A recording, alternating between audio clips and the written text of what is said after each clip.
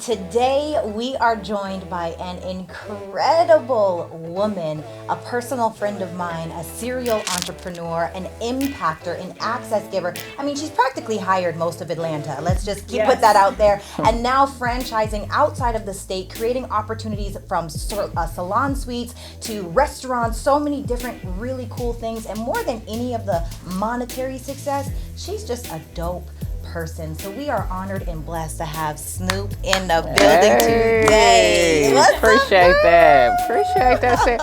Hey y'all, what's up? It's Snoop. Thanks for joining me on my YouTube channel and checking me out. Look, if you guys have not subscribed, make sure y'all go ahead and do that right now. Subscribe. And go ahead and go over to the podcast, It's Non-Negotiable, and subscribe as well. Like I said, only podcast I'm doing this year. Check us out. All right, I got a business call real quick. How y'all doing? Nice to finally meet you, baby. Yes. Hey, boo. Hey, boo. Hey, girl. What's good? Hi, I'm Amber. Oh, really? Yeah. We've been to your restaurant several times. Oh, okay. Different groups of people. Okay. I'm over here. All right. How y'all doing? What's going on? Nice to meet you. Nice to meet you. It may have been tea. Exclusive game tea. To be crazy. Nice to meet you, man. Closer to my mouth.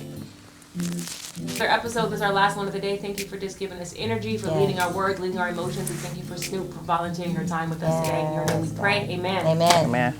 3, 2. What's up, guys, and welcome to another episode of It's Non-Negotiable. This is where we set non-negotiables with people, places, things, experiences, and opportunities that do not serve you so you can create a life that you love. I love Snoop. Like, I literally love this woman. She will call me out. And you got to get friends. Like, you got to have people in your life that call you out on your BS. And we were out one time, and I was saying something, and while, like, mid-sentence, she was like, girl, if you don't cut that out, I was like, first of all, don't nobody even talk to me like that. Which time was this, Sarah? Because it'd be a couple times this year. Snoop, she's going to give it to you real, raw, and unfiltered, but it always comes from a place of love, accountability, devil's advocate.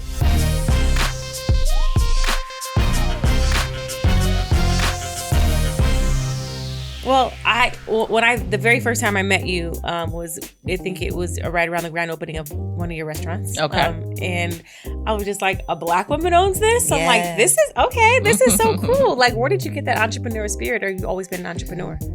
Kind of always had it a little bit, so growing up, of course, you're always asked, what do you want to do when you grow up? So I always told my mom, I'm going to own a bunch of businesses and take care of you.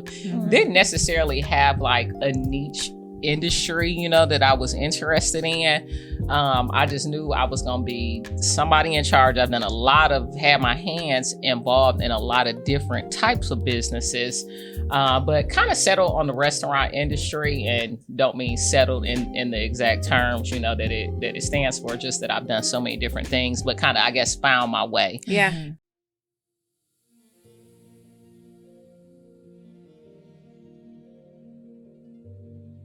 Catch your breath. Well, first, sorry to hear about Enjoy your daughter. yourself. That's just like, can't even just imagine. Thank you. I appreciate it. How have you just been picking up the pieces and moving forward? So first, to answer Ernestine, every day is different. Yeah. Every day is different. It's funny sometimes, a friend or somebody may text me and say, oh, I hope you're having a great day. And I'm thinking, how? No day for me is a good day or a great day without my child. Somebody that you as a woman pushed into this world. Y'all have kids. Yeah. So you know what you go through in labor. You know what I mean? You literally sit up and physically push a human into this world. That is the person on this earth that you share the most memories with. Every single birthday with that person. Everything, you know what I'm saying? And it's not something that you ever think will change. You never think about losing your child, you just don't, I used to think about, it used to bring me to tears just thinking about how I would be if something happened to my mom. And somebody told me, we're here to bury our parents. That is the natural order of things. You know what I mean? we're not supposed to bury our kids. Yeah. You know, it's never supposed to happen. And I think sometimes we take them for granted, you know, because, you know, we do so much for them. We sacrifice so much and, you know, expect so much from them. And, you know, and we never, ever think that something like that could actually be possible. Yeah. You know, my daughter worked for me and everything, you know what I mean? She was synonymous with Escobar and Remedy and all of my businesses, all of my locations. You know, it brought shockwaves to, you know, 2 Chainz and everybody, you know, that worked for us. You know what I'm saying?